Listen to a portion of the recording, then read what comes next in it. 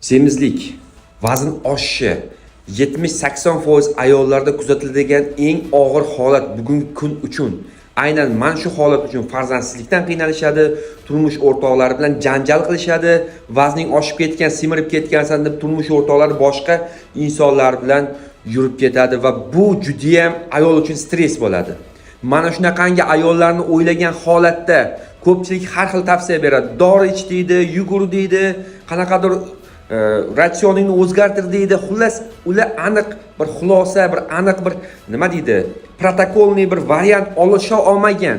Mana shunaqangi ayollarimiz uchun men protokol tuzib chiqdim. 3 oy ichida sizlar 20 kiloga, kamida 20 kiloga vazn tashlash imkoniyatingiz bor.